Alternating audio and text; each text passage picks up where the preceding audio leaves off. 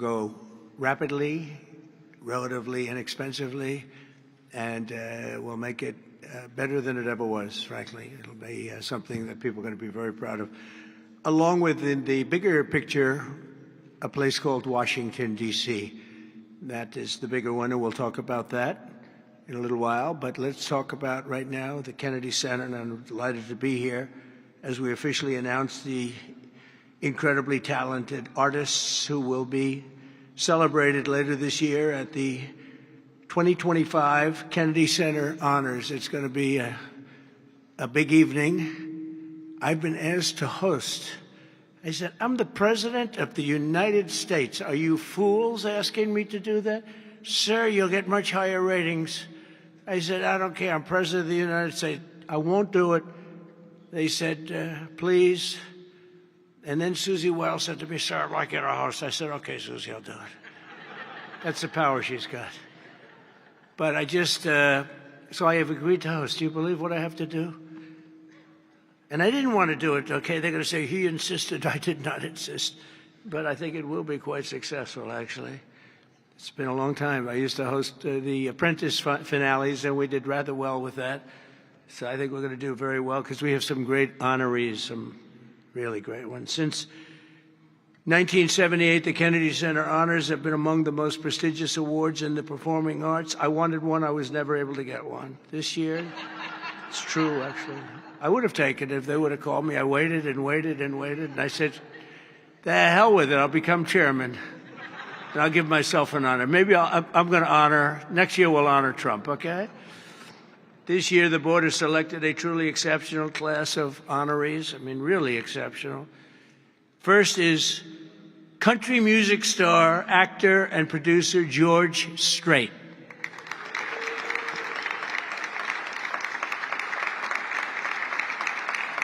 Great.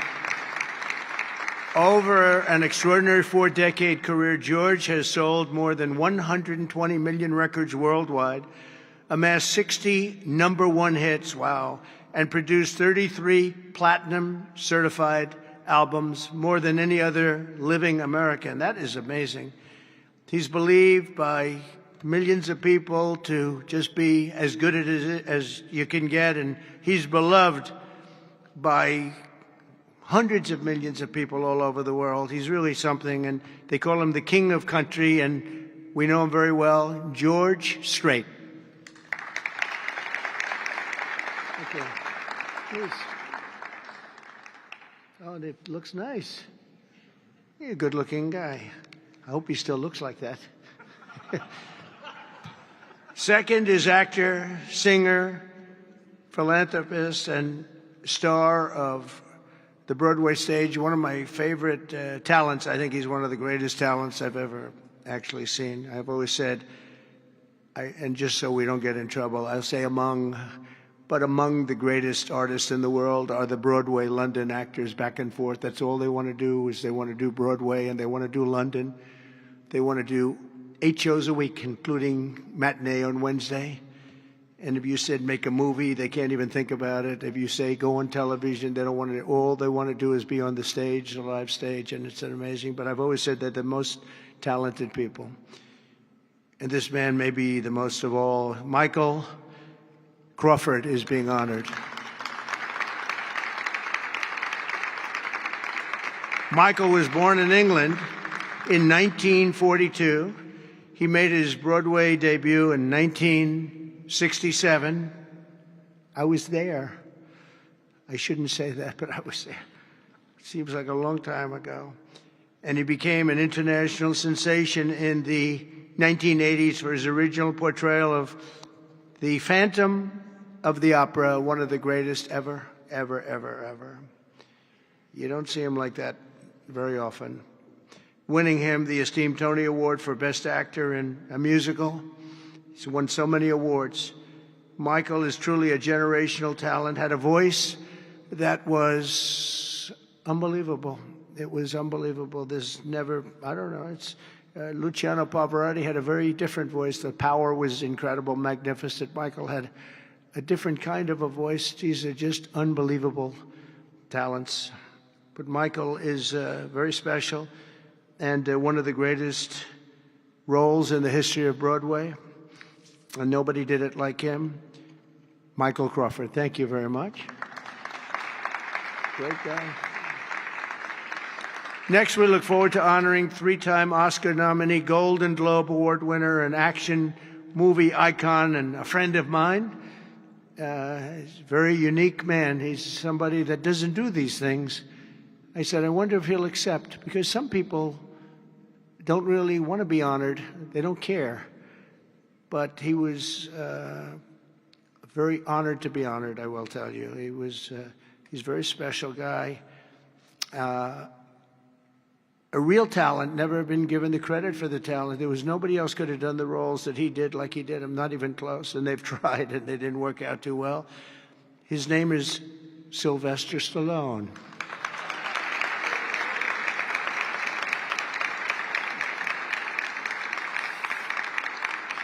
So it's very few, almost, if any, people that could have taken a name and made it so incredible, like Rocky, Rambo, Creed, and others. But think of it, Rocky, Rambo, if you did one, you're good. You do two.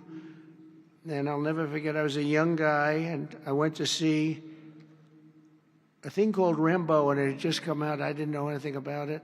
But I was in a movie theater, like we used to go to movie theaters a lot. And I said, this movie is phenomenal. What the heck? And that turned out to be a monster. Rocky is Rocky. I mean, the way that happened, you know, Sly had no money, nothing, and he went around, and everybody wants to do a boxing movie. It's the most, you know, probably more than any other type of character, boxing, always boxing. It's so great. And there's rarely been anything like this one. John Voight did a great one, as you know. Champ, great. I think that was right there, too.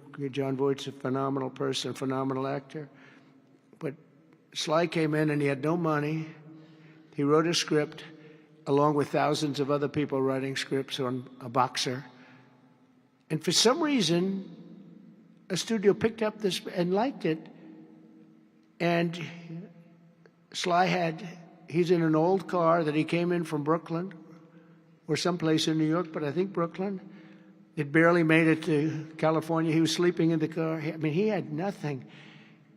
And he wanted control over who the actor was going to be, because he said it can't be successful if you're going to pick a movie actor with a bad build, okay? A nice face, but a bad body. And he said, I can't have these guys, because he's a tough cookie, and he knew exactly what it took. He knew what a boxer's body was. So they brought him one, and I won't tell you who it was, but it was a big name. But the chest wasn't exactly what you need. One shot, and your heart would pop out. That wasn't too good. Then he did another one. He was fat, sloppy, but had a good face. Then he did another one, and another one, and another one. And he turned it down. He wouldn't take $1 million. He wouldn't do it. And it turned out that when they saw him, they said, you know, you'd be actually pretty good for this role. And he had never done this before, anything like it. But think of it, he turned down $1 million. He had nothing. He refused to let somebody else play. He didn't want to play it. He wasn't originally, he did it as a writer. But he ended up playing it because he couldn't find anybody else that fit the role. And who knew what would have happened? He's become a legend of the silver screen, a true legend, and he's a great guy. He's a little bit tough, a little bit different, I will tell you. He's a little tough guy. But he's a phenomenal person with a phenomenal wife and family. Incredible wife, incredible family. His film's grossing more than $7.5 billion, which is either a record or very close to it. I can't imagine anybody doing more. If you add up Rambo and Rocky and these others, I can't imagine anybody doing much more. $7.5 billion worldwide over the course of 6 decades. And Sly is a pillar of the really American pop culture and a Hollywood superstar like few others, and one of the biggest names on the Hollywood Walk of Fame. In fact, the only one that's a bigger name on the Hollywood Walk of Fame, they say, is a guy named Donald Trump. I'm on the Hollywood Walk of Fame, too, if you can believe that one. But he's amazing. He's really amazing. And he's actually a great actor. Fourth will be together celebrating one of the most revered singers of the American disco era, Gloria Gaynor.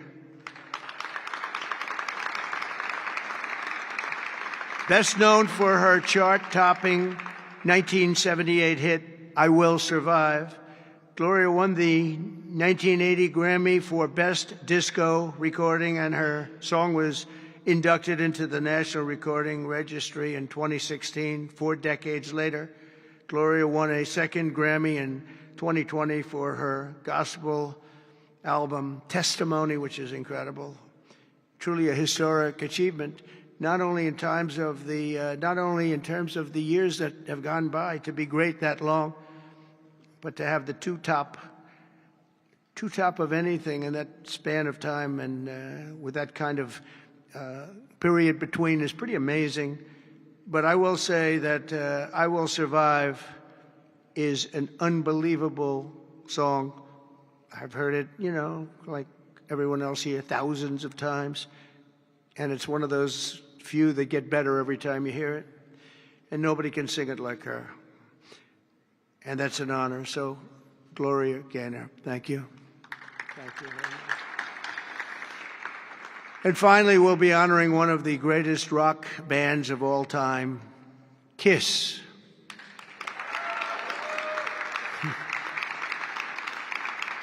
So Kiss was formed in 1973 in New York City by founding band members, and incredible people, by the way, Paul Stanley, Gene Simmons, Ace Frehley, and Peter Criss. Kiss became a global phenomenon, sold more than 100 million records worldwide, and produced 30 gold albums and lots of other things they produced. They made a fortune.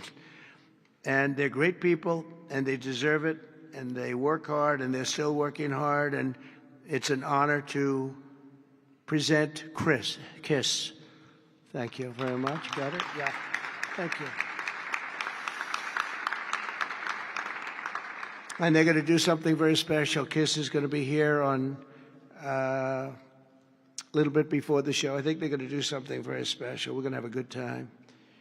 The 48th Kennedy Center honorees are outstanding people, a standing group, incredible. We can't wait to celebrate the Kennedy Center honors.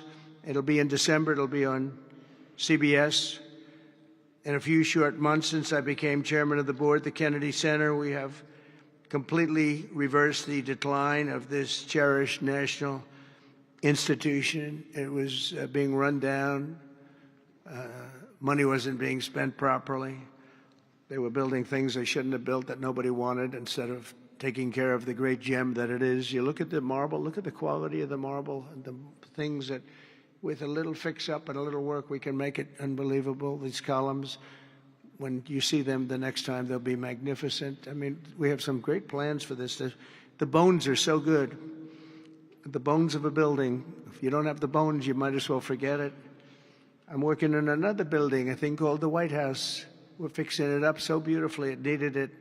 It's been many, many years since it's been properly taken care of. It's incredible. One of the great places of the world. Maybe, I mean, truly, to me, is there anything else even close? But we're doing that and doing some other things, and we're going to also fix up a place called Washington, D.C. We're going to make it so beautiful again. We're going to be redoing the parks, redoing the grass. You know, grass has a lifetime like people have a lifetime. And the lifetime of this grass has long been gone when you look at the parks where the grass is old, tired, exhausted. We're going to redo the grass with the finest grasses. I know a lot about grass because I own a lot of golf courses, and if you don't have good grass, you're not in business very long, Lindsey Graham. By the way, you have very good poll numbers, Lindsey. I just saw. Congratulations. But a few short months ago, I became chairman of the Kennedy Center, and we completely reversed it. We reversed what was happening. We ended the woke political programming, and we're restoring the Kennedy Center as the premier venue for performing arts anywhere in the country, anywhere in the world. This has the potential to be anywhere in the world. We're going to make it something that people can't even believe. We have some unbelievable plans, and ultimately it's about the talent you get, though. You know, you can have a beautiful building, you can have nice marble walls, you can have nicely done columns, as I was saying, but if you don't have the talent on the stage, and we're going to get the best talent in the world. To that end, the world-renowned musical Les Mis had a phenomenal 5-week sold-out run this summer, beat projected revenues by 35%, and we've raised over $10 million in private funds from a lot of generous donors, and we closed the $26 million budget shortfall that they had before we got here. And with the help of Congress, we secured the critical funding necessary to rebuild the building, and we're going to get all brand new, highest level seats, magnificent seats, and it's going to be all new. We could have taken the existing ones and do a little paint job, a little fabric, but it's not the same thing. So we'll be taking out next season. All of the seats will be taken out. The room is being completely rebuilt, and I just want to thank the Republicans in the Senate, headed by Lindsey. In that case, Lindsey was she's a big fan of this building, and they got a record $257 million that's going to go toward renovations that the building really needs, and all of the exterior is going to be incredible. It's going to be exciting. So I thank you very much, and thank all of your Republican senators. I don't think we had too many Democrat votes, probably. You never have. We don't have Democrats voting even for crime. But I shouldn't make this political, because they made the Academy Awards political and they went down the tubes. So they'll say, Trump made it political. But I think if we make it our kind of political, we'll go up, okay?